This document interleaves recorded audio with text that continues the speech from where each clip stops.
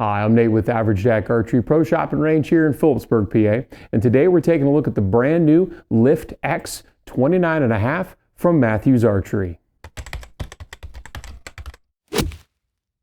So as a shop owner and a dealer of Mathews bows, I had a bunch of my own personal speculations on what they would do with this bow based off of how the Lift performed last year. It was a very, very high-end selling bow for us and for a lot of shops around the country, arguably possibly the best-selling bow of 2024, and that's really cool. However, if you're unfamiliar with it, they had a big snafu with the limbs. They were delaminating, and a lot of speculation on why that happened. My thing was that the limb angle of attack, rather how past parallel they were at brace, was too aggressive.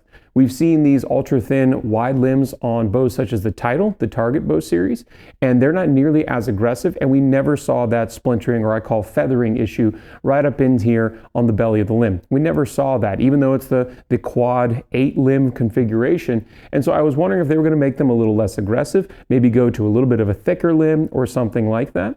And it looks like, to me anyway, they have stuck with the exact same limb profile. Now, Mathews is claiming their new Arc 7 limb system is way more robust.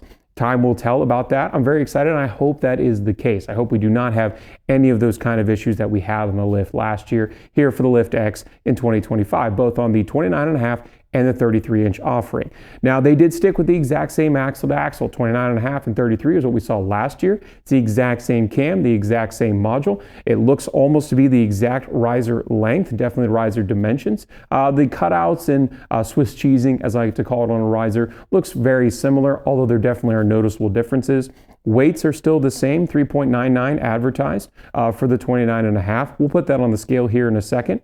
Still has all the integration, still has the down angled roller guard, still has a bunch of things that you've come to expect from Mathews, like their Silent Connect system and all the other things like the Exo limb legs that I have right here mounted on the bow. So what are the major differences here for the Lift X for 2025. So as the actual shooter of the bow, you only get to control two things, which is how you grip the bow and then the tunability of the bow. Flipping top hats in the case of the older Mathews, or now they have the new limb shift technology, both top and bottom. A lot of people might cry some wolf here, how it looks exactly like the Bowtech deadlock technology, but it's actually totally different because it's not moving the cam, it's actually making the limbs sit further apart from each other.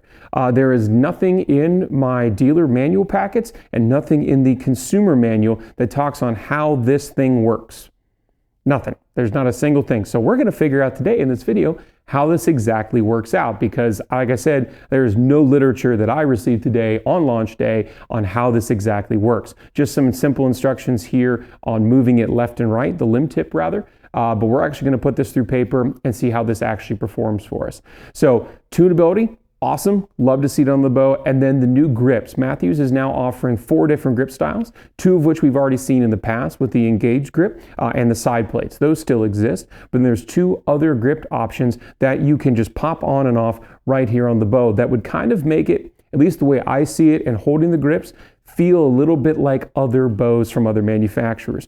One thing that I know as a shop owner, when someone comes in, they're like, oh, I used to shoot brand X or Y or Z, this grip, the engaged grip, doesn't really feel like those. And so sometimes they'd have a little bit of a struggle going from that other company's grip to this grip.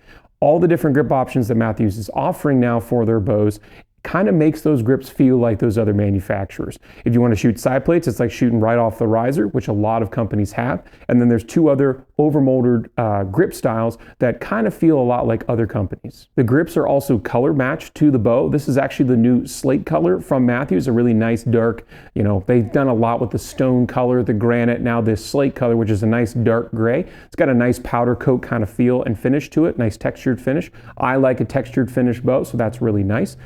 You don't get to feel it there, obviously, unless you shoot the side plates, but they will come in the ambush green. They'll also come in the earth color as well to match the bow, whatever the colors may be.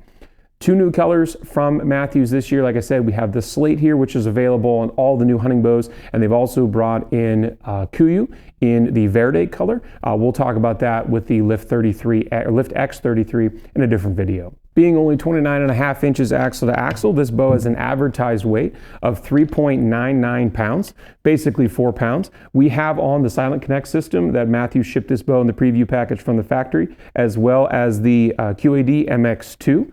I also have a D-loop on here. So if this sits around the 4 pounds, I'm going to say it's pretty good.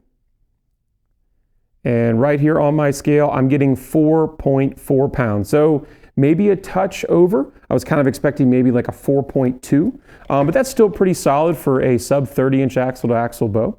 And you know, that really makes a lot of sense for a lot of the shorter axle to axle bows that are aluminum. It's really, really difficult to maintain the strength of the aluminum just based on its actual weight for it really to stay under 4 pounds.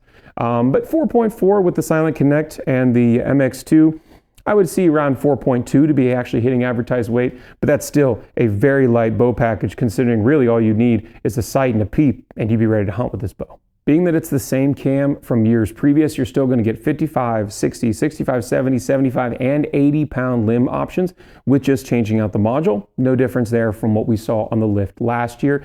Still has 10 pounds of weight range. You can still move out the limb bolt to get you down to a particular poundage. So let's say you want to buy a 70 pound bow, you can't drop back. You can still get the 70 pound modules and then wind it out to 60 and work your way up. There's no harm in doing that whatsoever. A lot of people get confused on that. Do I have to shoot it at the module? No, you don't. All the switch weight bows that I've ever sold, we've still been able to wind them out down to about that 10 pound of weight range, and it still makes it a very acceptable platform to have the mods. Now, the mods are still the same mods, so the mod dictates your draw length, your draw weight, and your let off, either 80 or 85%. There's no adjustment within the mod. So if you want to go from an 85 to an 80, you need to get a new mod, and if you need to go to a different peak weight or different draw length, a new mod is needed there as well. So of course, everybody wants to know, how does this bow shoot? Well, the speeds are going to be pretty much identical. 6-inch brace height on the 29.5, 6.5 on the 33. This is comparing it to the lift last year. So draw cycle, to me, I've shot this bow a little bit. I believe this bow is at 28.5.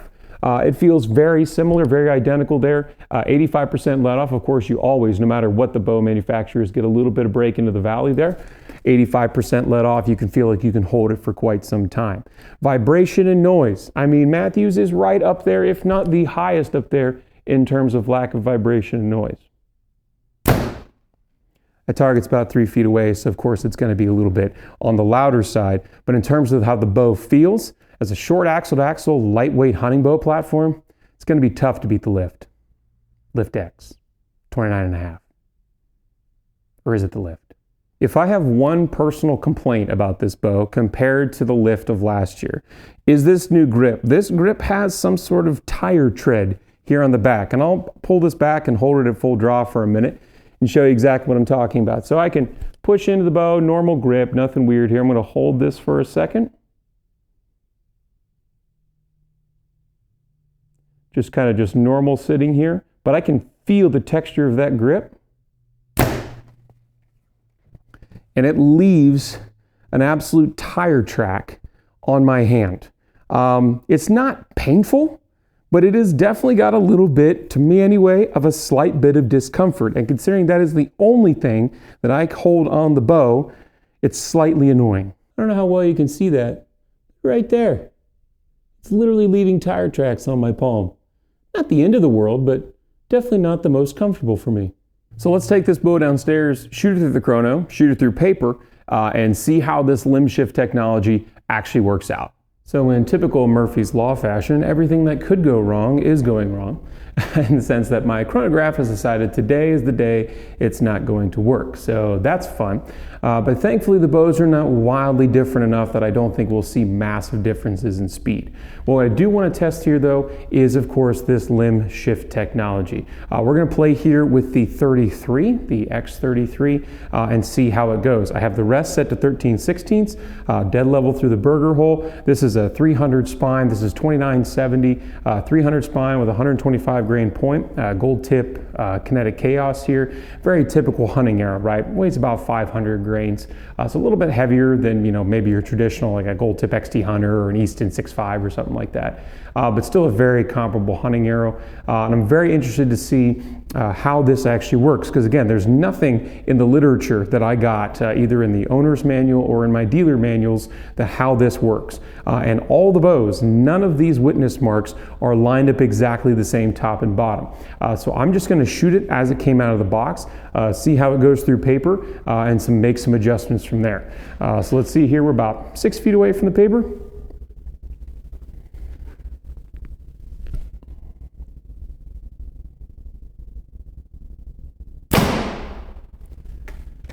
And we are high and left. So I'm not so worried about the high. I want to see if I can get that left tear to come out. So in order to do that, and I'm just guessing here, the more distance we put here, we move this limb out and this limb out, I'm guessing that based on just torsional load, that it will cause this to come down more. On a yoked bow, like the old Hoyts and stuff like that, the more pressure you put on the one limb, it would actually cause the paper tear to move the opposite direction. So I'm guessing this limb and this limb are actually too far out. I need to move them both in. I'm going to move them both in equally because it tears to the left, and I can't adjust this left side and add more tension to it. It only moves on this outside limb. So grabbing a set of Allen keys here, this is completely pressless. You need to remove the screw out of the top hat. Traditionally, this would be your top hat screw. I need to remove it completely, both top and bottom, and then shift the limb, in this case, in closer to the riser, or excuse me, closer to the cam. I would strongly recommend having a magnet of some sort to hold those screws. They're just on this table over here. 5/32 Allen key. Inside here, this is machined to accept 5/32. And again, I need to move it. And there is witness mark here, moving left, moving right. I need to move the limb to the left. I'm just going to watch my witness marks here. Nope, that moved it the wrong direction. Move it to the right. Okay, I'm bringing the limb in closer. There are 5 witness marks here. I'm going to move it from second from out. That sounds fun. Now, since there's no literature here, I'm going to put this screw back in. You could, with other manufacturers' systems like this, you wouldn't have to lock it down. You could leave it loose, and then, once you did all your tuning, you could put it back together. Since there's no literature here on the Mathews, I'm just going to put this screw back in here just to make sure this bow doesn't blow up on me. All right, so again, I was knock high and knock left, and I've brought the limbs closer together, both top and bottom. There's still a whole nother line of witness mark to go. I have no idea how much or how little that's going to affect. Hopefully by bringing this limb in closer, it's adding less torque on the right-hand side, which means that it would help me with the left tear. Oh, we'll find out. Everything feels normal. I didn't feel like it changed anything in the draw cycle, so that's cool. It made it worse. Way worse. That about doubled the length of that tear. So I need to move this out. Fascinating. So it is the opposite of what I would consider cam shimming. So in a top hat situation with the older Mathews, if we had a knock left tear, we need to move the cams to the left. Knock right tear, move the cams to the right. In this case, I thought maybe I could move the limb to the left. It's actually the opposite. Knock left tear, move the limb to the right. Let's hope that's the case anyway. Well, I did not move that over by much. These witness marks look to be about a 32nd. So I moved the bottom one a little over a 32nd. And I need to go to the left here. So maybe that's what it is. The left and right is knock left tear, knock right tear. So I'm actually going to put this one over on the big witness mark right in the middle.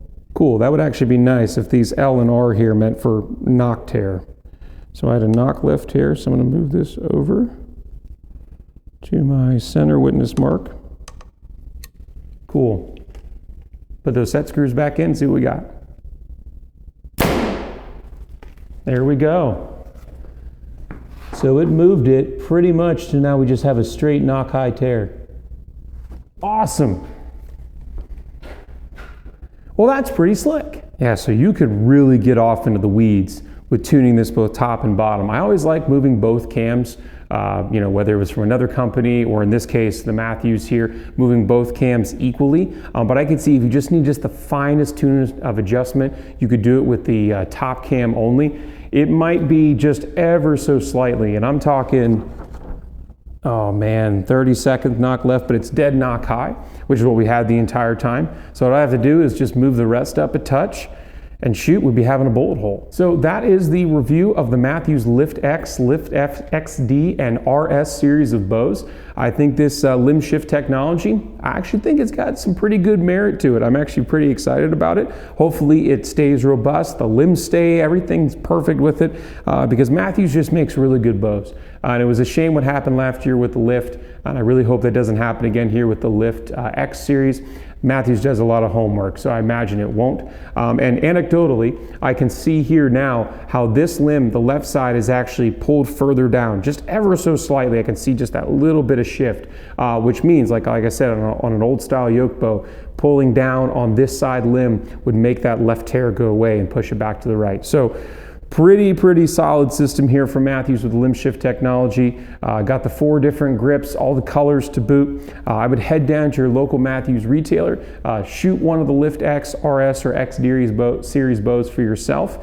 And if you want to call Average Jack Archery Pro Shop and Range your Mathews retailer, you can always come down and check us out at 21 North Front Street in Phillipsburg, PA. If you have any questions and you're not local, feel free to drop a comment down below. You can always send us an email, averagejackarchery@gmail.com. Try to help you out as best we can. Hope you're able to get outside, enjoy sport of archery hunting if you so choose. Definitely enjoy God's beautiful creation, and we'll get to see you next time.